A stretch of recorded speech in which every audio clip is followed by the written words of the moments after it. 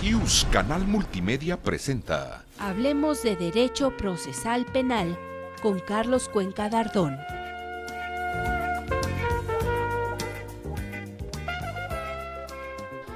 Buenas tardes, soy Carlos Cuenca Dardón y nos encontramos transmitiendo desde la cabina de radio IUS Multimedia, ubicada en Avenida Universidad 2219, tercer piso. Quiero agradecer este espacio que nos brinda nuestro director de la Facultad de Derecho, el doctor Raúl Contreras Bustamante, y al doctor Ricardo Rojas Arévalo, jefe del sistema de universidad a distancia, a quienes mandamos un afectuoso saludo. Les recordamos a todos nuestros radioescuchas nuestras redes sociales en las que podrán realizar sus comentarios, sus preguntas y sus dudas. Es Twitter, @HDPpenal, el Facebook, Colegio de Profesores de Derecho Procesal Penal, y nuestro correo electrónico hablemosdederechoprocesalpenal@gmail.com. Esta tarde presentó a ustedes a nuestros invitados de lujo, que son maestros muy conocidos en nuestra Facultad de Derecho Penal y Procesal Penal, y que van a hablar de el interrogatorio y contrainterrogatorio. Nos acompañan el maestro Juan Arroyo, quien es profesor de la Facultad de Derecho en las materias de Derecho Penal y Procesal Penal, juicios orales, desde hace más de 10 años. Don Juan, bienvenido. Muchas gracias, Jennifer, muchas gracias, doctor Carlos Cuenca Dardón, y un saludo a tu audiencia.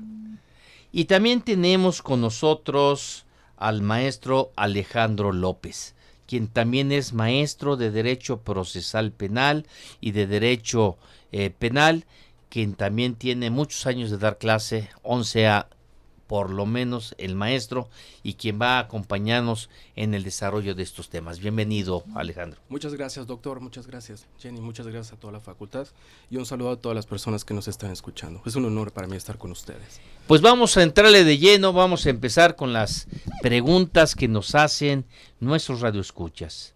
Yo le quiero preguntar primero al maestro Juan Arroyo. Maestro, dígame, ¿cuál es la finalidad del interrogatorio? Muy bien, doctor. La finalidad del interrogatorio es incorporar los datos y medios de prueba en la audiencia de debate, es decir, en el juicio. Es el relato que hace el testigo, sea como perito, sea como testigo propiamente, o como acusado o como víctima, que la parte que lo ofrece, obviamente, formula un interrogatorio para que la teoría del caso que fue expuesta previamente a la etapa del desahogo de pruebas pueda corroborarse, pueda incorporarse como tal y tener los elementos ya para considerarse como prueba y que sirva de base para el juzgador al dictar una resolución definitiva, sea absolutoria o condenatoria. Muy bien, maestro, pues nos ilustra mucho, don Juan. Y el maestro Alejandro López, maestro, ¿nos podía precisar en esta formulación de interrogatorio cuál es su objeto? Bueno, realmente el objeto del interrogatorio es, principalmente hay que ubicar dónde está el interrogatorio, ¿no? El interrogatorio se encuentra como una parte después de los alegatos de apertura. En ese momento es cuando se abre precisamente el proceso probatorio, y uno de los eventos más importantes, incluso históricamente determinados, es la fase del interrogatorio, ¿no? Es la manera a partir de la cual se dan a conocer las pruebas, se dan a conocer los argumentos importantes, se devela principalmente una construcción del discurso, de la realidad que se va a dar a conocer en el juicio, ¿no? Básicamente. Es muy importante para nuestros radioescuchas precisarles que el interrogatorio es en base a dos preceptos. Primero, desahogar la versión de los testigos o de los peritos. y desahogar esa versión de estos interrogatorios a través del interrogatorio, lo que saben los testigos, y tenemos que tener claro que el testigo es la persona que vio, que presenció un hecho y que va a aportar al procedimiento penal el conocimiento de ese hecho, que son como pedazos de historia que se van juntando y que le vamos aportando el juez para que al final de todo tenga la posibilidad de conocer la verdad histórica. Es decir, la finalidad del interrogatorio es aportarle al juez. ¿Qué le vamos a aportar al juez? Le vamos a aportar pedazos de historia, de la versión de uno, de la versión del otro, de un perito. El perito es el técnico, el que conoce, el que sabe, es el que le hace eficaz el conocimiento al juez para que el juez pueda finalmente dilucidar algo de lo que no es experto, porque pues un juez es perito en derecho, pero no es perito en todo. No puede ser en química, en medicina, en arquitectura, en contabilidad, pues tendría que ser un superhombre y eso todavía no existe. Pero lo que sí podemos es que a través del testigo, a través del perito, le aportamos pedazos de historia y finalmente el juez, con esa sabiduría jurídica, va a poder interpretar a través del interrogatorio y contrainterrogatorio, conocer esa verdad histórica para poder aplicar el derecho al caso concreto. Maestro Juan, ¿en qué momento procesal se formula el interrogatorio? Bueno, como dije hace un momento, en la etapa de juicio, básicamente en la audiencia de juicio de debate, las partes, después de haber expuesto su teoría del caso o su alegato de apertura, como le denomina la ley, las partes llaman a su primer testigo, sea perito, sea acusado, o sea víctima, o sea testigo propiamente. En esa fase, en esa fase de la audiencia de juicio, es cuando la parte que ofrece la prueba tiene la facultad para interrogar, preguntar al testigo para que pueda incorporar toda esa historia, esos datos, su experiencia vivida en el hecho que se investigó y que en este momento, ya en esta etapa de juicio, se va a juzgar por la autoridad judicial. En ese momento el interrogatorio y contrainterrogatorio es en sí un instrumento poderoso para incorporar y demostrar nuestra teoría del caso. Muy bien. Y maestro Alejandro, ¿qué le podríamos complementar a estas etapas procesales? Bueno, principalmente tengo que reconocer que la etapa del interrogatorio y contrainterrogatorio es una etapa definida claramente por el Código Nacional de Procedimientos Penales. Existen por ahí muchos argumentos que podrían decir de que hay algunos otros segmentos durante el proceso penal en donde se pueden formular preguntas quizás o aclaraciones determinadas, pero en este caso, cuando nosotros referimos a esta institución, incluso que me atrevería a llamar así, del interrogatorio o contrainterrogatorio, es una etapa claramente establecida en nuestro procedimiento y nuestro proceso penal y viene principalmente en la etapa de juicio oral, ¿no? Inmediatamente después, como mencioné hace un momento, de los alegatos de apertura, en el que se establece la teoría del caso, viene esta etapa de mostrar, ¿no? No nada más de demostrar, sino de mostrar los recursos que cada uno de los abogados litigantes tienen para mostrar precisamente a la autoridad cómo es su versión y cómo pueden probar su versión de los hechos ocurridos que se trata de determinar, ¿no? En este caso. Muy bien, don Alejandro. Gracias. Maestra Jennifer, para que ubiquemos a nuestro auditorio, precísenos usted las etapas procesales para que vaya siguiendo cuáles son y en dónde se realizan estos interrogatorios y contrainterrogatorios. Claro, doctor, muchas gracias. Antes que todo, a Canal Yus Multimedia, a nuestro director, el doctor Contreras Bustamante, por esta oportunidad de radio. Tenemos que reconocer que hay 3 etapas procesales dentro del proceso penal acusatorio. La primera es la de investigación. En la de investigación no tenemos en sí esta formalidad de lo que estamos hablando el día de hoy, que es interrogatorio y contrainterrogatorio, al menos que exista una prueba anticipada. Solamente en ese sentido, pero sería ante juez de control y se llevaría el mismo formato y la misma forma de una audiencia de juez de juicio oral. Claro. Entonces, esa sería en etapa de investigación. Tenemos nuestra segunda etapa, que es etapa intermedia. En esta etapa intermedia nada más es un ofrecimiento de medios de prueba y no así el desahogo de la prueba como tal. Donde vamos a aplicar el interrogatorio y contrainterrogatorio, como bien lo señalaba el maestro Alejandro, va a ser en la etapa de juicio oral, que es donde estamos obligados a probar. Entonces se va a probar a través del desahogo de los órganos de prueba.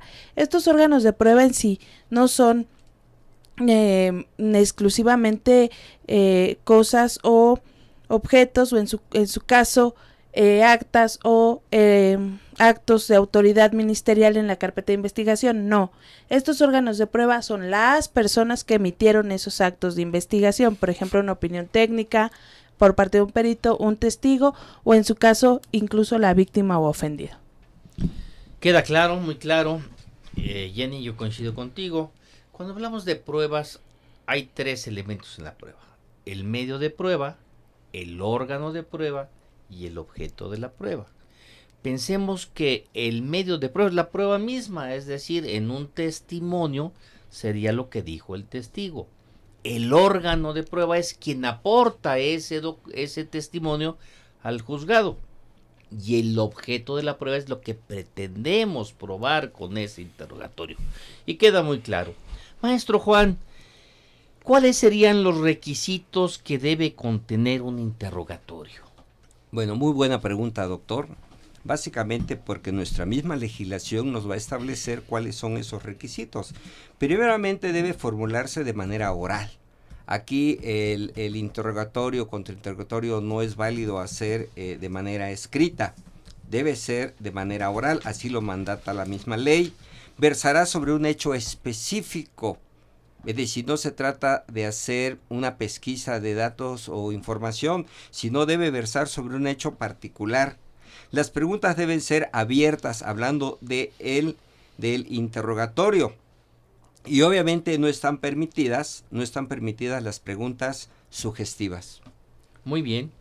Maestro Alejandro López, usted es litigante. Sí. Usted va a los juzgados, usted practica esto del interrogatorio. Platíquenos cómo lo hace usted en la audiencia. Bueno, creo que principalmente se tiene que tomar en cuenta la situación de uno a quien está representando, ¿no? Porque, vaya, en la práctica me doy cuenta de que todavía hay muchas autoridades que no están como que entrando al nuevo sistema penal acusatorio como tal, ¿no? Incluso uno incluso como abogado defensor de víctimas o asesor técnico llamado de manera precisa, o como abogado defensor, uno tiene conciencia realmente de lo que está sucediendo. El problema es que muchas veces la autoridad ministerial considera que sigue funcionando la situación como el sistema anterior, y esta es una cuestión que me gustaría mencionar un poco porque es muy importante para esta cuestión de las pruebas, el interrogatorio y el contrainterrogatorio, ¿no? En el sistema anterior lo que se entendía por parte del Ministerio Público es que estaba dado. Hoy en día nosotros tenemos que probar cualquiera de las partes donde nos encontremos. Pues como verán nuestros radioescuchas, este módulo, este programa del día de hoy del interrogatorio y contrainterrogatorio, que lo habrán visto en los programas de televisión, ahí cuando está el abogado, el defensor, el ministerio, el fiscal, que le llaman en Estados Unidos, y hacen preguntas y contrapreguntas y presentan documentos. Pues este es el tema del día de hoy. Cómo desahogamos los interrogatorios y contrainterrogatorios en una plática muy práctica, porque el maestro, tanto Juan como Alejandro, son litigantes. Jennifer ni se diga, es una vieja litigante, pero todos somos aquí litigantes y sabemos cómo esto se realiza, y la idea es que nuestros radioescuchas puedan tener esa facilidad, esa orientación, esa visión, para que cuando vayan, presencien o interpreten o intervengan en una audiencia, puedan hacerlo fácilmente. Vamos a ir a un corte comercial y regresamos más rápido que el rayo. Continuamos con Hablemos de Derecho Procesal Penal con Carlos Cuenca Dardón.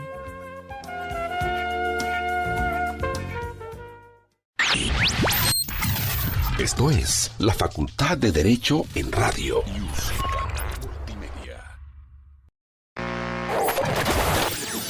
Soy Raúl Contreras Bustamante, director de la Facultad de Derecho, y los invito a escuchar la programación de YUS Canal Multimedia de nuestra facultad.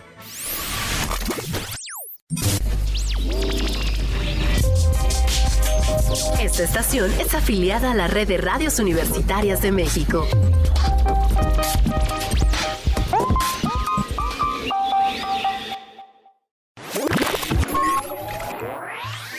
Síguenos de lunes a viernes en la programación de YUS Canal Multimedia, Derecho a tus oídos.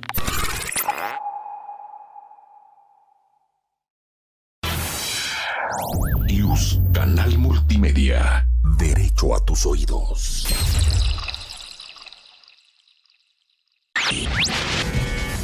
Continuamos con Hablemos de Derecho Procesal Penal con Carlos Cuenca Dardón.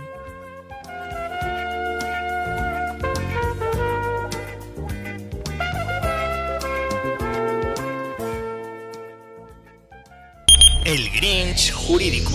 Escucha lo más relevante en materia de derecho procesal penal.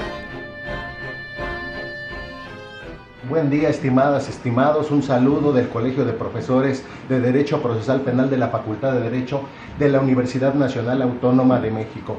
Les saluda desde nuestra sala de juicios orales el profesor Eduardo Martínez Bastida, titular de la Cátedra de Juicios Orales en Materia Penal y Teoría de la Ley Penal. El día de hoy en nuestro programa vamos a analizar los temas de interrogatorio y contrainterrogatorio. ¿Qué es un interrogatorio sino un intercambio de información entre el abogado y su testigo? ¿Y qué es un contrainterrogatorio sino también un intercambio de información entre el abogado pero el testigo de su contraparte? Estas técnicas de litigación oral tienen tal importancia que nos permiten incorporar evidencias materiales o llevar a cabo unas lecturas para apoyar memoria, evidenciar contradicción o superar contradicción incluso por omisión. El problema, estimadas y estimados amigos, es si estas técnicas de litigación efectivamente ya han permeado nuestro foro jurídico y cuál es la eficacia real que están teniendo toda vez que tienen un origen en el derecho procesal norteamericano. Un saludo a todas y a todos y en este programa obtendrán las respuestas. El Grinch jurídico. Mi nombre es Jennifer Yasmín Basurto Baldomero y mi pregunta es: ¿en cuántas etapas del proceso acusatorio se puede interrogar? Buenas tardes, mi nombre es Jocelyn Moreno, estoy cursando un diplomado con opción a titulación en la Facultad de Derecho. Mi pregunta es si es posible que el juzgador pueda hacer un interrogatorio directo. Quiero agradecerle al maestro Eduardo Martínez Bastida su comentario dentro del Grinch jurídico, que son las opiniones de los expertos, de los maestros que enseñan esta materia de derecho procesal penal, juicios orales y derecho penal, teoría de la ley penal del delito, y que nos permiten pasarlo a todos nuestros radioescuchas. Gracias, Eduardo, por tu Grinch jurídico. Y seguimos con nuestro programa. Tenemos varias preguntas que ya oyeron todos ustedes y que vamos a tratar de darles respuesta sintética, concreta, pero muy fácil de entender. Yo le preguntaría a Alejandro ahora primero. Claro que sí, doctor. La primera pregunta, ¿en qué casos el juzgador puede interrogar? Bueno, desde mi perspectiva, creo que en el marco del interrogatorio y el contrainterrogatorio, el juez no es el ente que está facultado para interrogar, ¿no? El juez es el que está ahí en el recinto, en la sala de juicios orales, para escuchar los argumentos de las partes. Principalmente en este sentido, el juez, si pudiese llegar a interrogar, sería una parte en el proceso y esto evidentemente no puede ser así.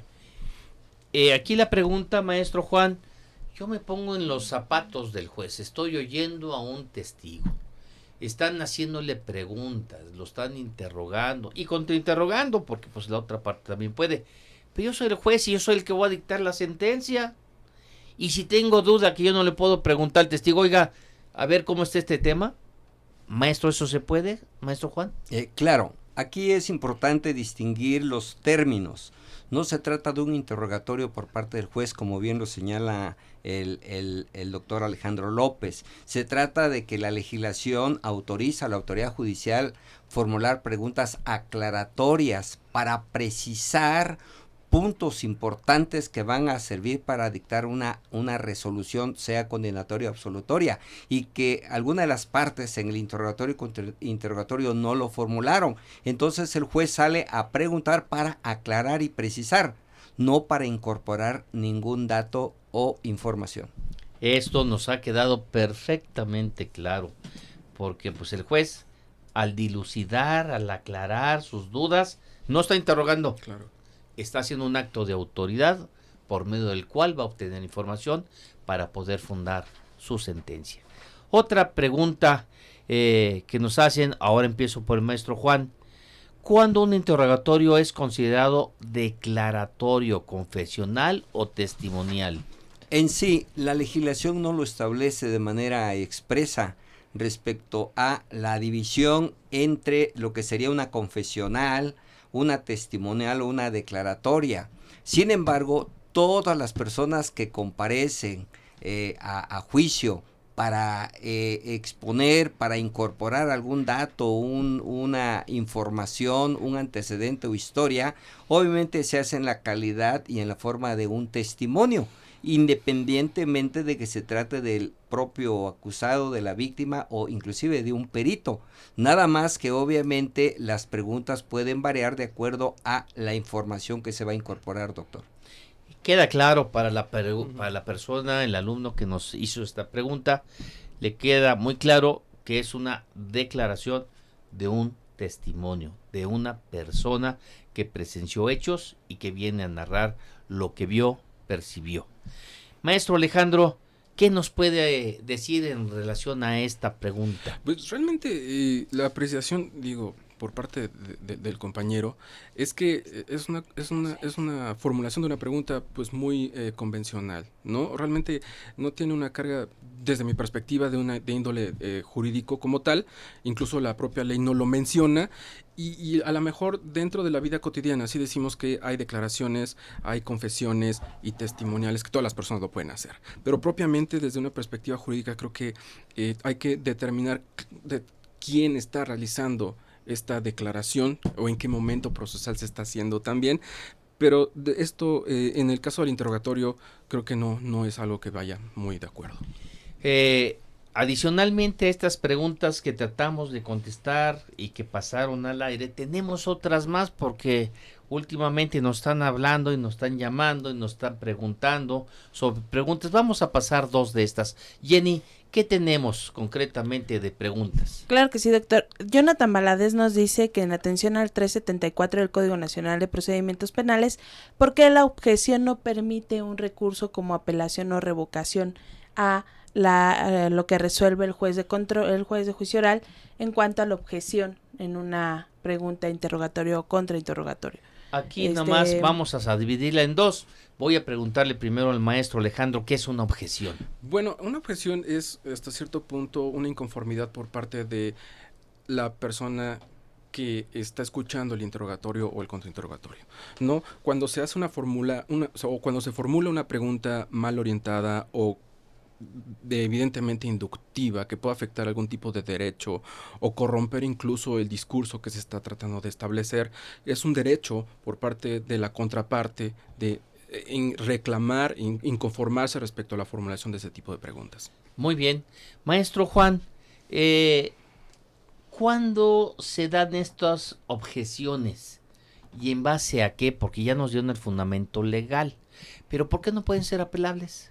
Bueno, primeramente porque la ley lo establece de manera clara y expresa, que no admite ningún recurso el hecho de que no se admitan las objeciones. Y es lógico pensarlo, porque una objeción es solamente una parte de lo que es el conjunto de la información, de la técnica del interrogatorio, y que obviamente a cualquiera de las partes que se le pudiese no admitirse la objeción, no procede el recurso porque todavía no tenemos la resolución.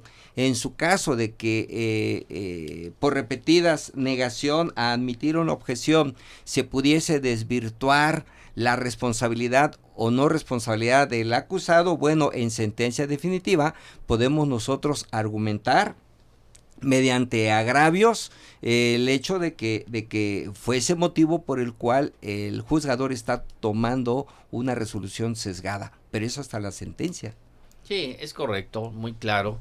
La verdad es que cuando una de las partes, sea el Ministerio Público, sea la defensa, promueven o hacen una objeción respecto de una pregunta de la otra parte, pues el juez tiene la capacidad y tiene la posibilidad de aceptarla o no aceptarla. Y esto es totalmente un acto que no merece la apelación, que no se puede interponer la apelación y dicho por la propia ley.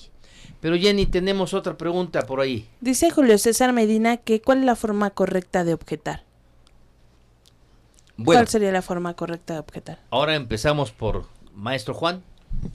Bueno, dije al principio que el interrogatorio y contrainterrogatorio es una técnica, es una habilidad de litigio, y que precisamente la persona que está más capacitada y tiene más ejercicio debe tener la habilidad para oponerse u objetar. Esto es importante, se le debe comentar al testigo, a nuestro testigo que va a declarar, que no responda de manera inmediata.